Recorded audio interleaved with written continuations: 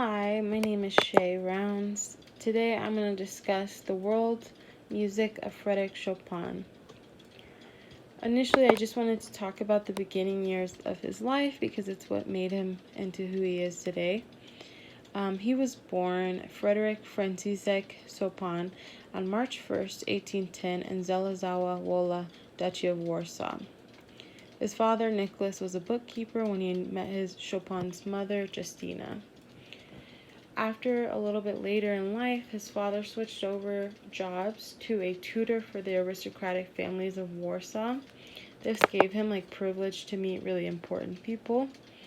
And with this and his mother's love for music, Chopin was able to play the piano and compose tunes by age 6. Recognizing his talent, his family decided to invest money into a professional musician called Wojciech Zywini. Soon the child prodigy surpassed even his teacher. In 1818, at 8 years old, Chopin wrote the infamous Polonaise in G minor, which we had taken a look at a little bit in the book. He eventually made his performance debut in Vienna, Austria in 1821. After this, he had many great hits, lots of success in Paris, and that's where he wrote most of those hits. I mostly just want to focus on the musical aspect, but I did want to mention that Chopin passed away on October 17th, 1849 from tuberculosis from a research article I found. First piece of music I wanted to discuss was the Nocturne in E-flat major, Opus 9, number 2. You just want to play this music file until 1 minute and 30 seconds. I'm going to just skip past it and go into the analysis. So initially you can notice that the song is really light and clear. The piano plays in a higher key, which adds to the bittersweet feeling of the song. And the song is in rounded binary form. The form is A-A-B-A-B-A coda.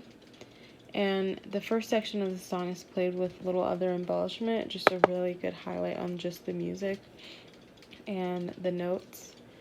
In the second A section, it uses suspension and switches to a chromatic tune. And throughout the song, there's a build to a crescendo, which is an increasing amount of staccato notes. The tempo is really measured and even in this song, and the entire piece is in 4-bar phrases until the coda. Here I have a picture of what's called a mini cadenza. Chopin used that in this song. Basically, it creates a haunting effect to the music by repeating the same 4 notes over and over. And all of this is used to make a beautiful masterpiece, which he did with this song. Next, I wanted to take a look at Waltz in D-flat major, Opus 64, number 1, the Minute Waltz. I found this as one of his greatest hits too, as well as with the previous song, Nocturne in E-flat major, Opus 9. So this one, the music is really lively and upbeat. It shows the different facets of Chopin's musical taste, and I think the quote summarizes the music style that he uses really well, which is this: in his remarkably advanced treatment of harmony and rhythm, Chopin banished the ordinary from his music and opened the door to an emotional ambiguity that continues to intrigue listeners, one whose communication requires sublimes of execution that generations of pianists have labored devotedly to achieve. And I got this from NPR.com.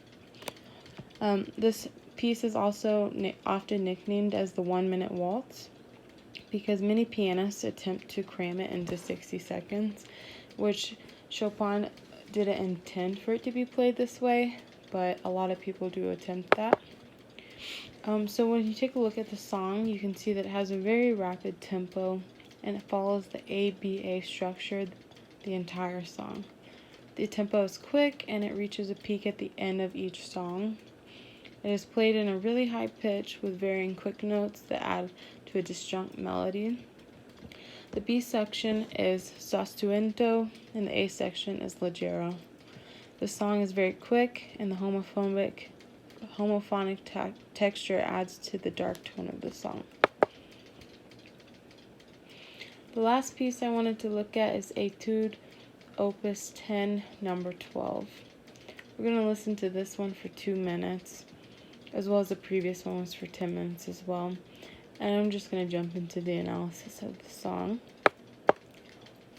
I just wanted to quote one of my sources that says, in the book Chopin, Complete Works for the Piano, Book 8, this piece is described as one that by no means demands enormous powers of endurance, as would appear needful at first glance. So this song seems really hard to master at first, but Chopin himself says that it's not as hard as it seems to be. The song is loud, and it has a very rapid tempo to it.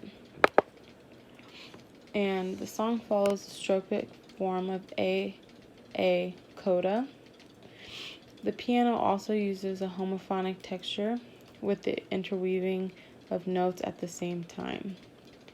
You can tell that this song has a really broad range between the low notes and the high notes of the song, and it kind of creates a dark tempo and a mysteriousness to the music. The harmony is dissonant, and the rhythm can be classified as accelerando, which just means it's really fast-paced. It's a really intense song. So today, in conclusion, this is some of Chopin's most acclaimed works, and some of them I found most interesting. I really enjoyed hearing about his life and analyzing his amazing piano skills. And his music actually broadened my taste to classical music because I found that I hadn't really enjoyed it as much until now. So thank you for listening. And then on my last 2 slides, you can find the bibliography of where I got all of my sources today. Thank you.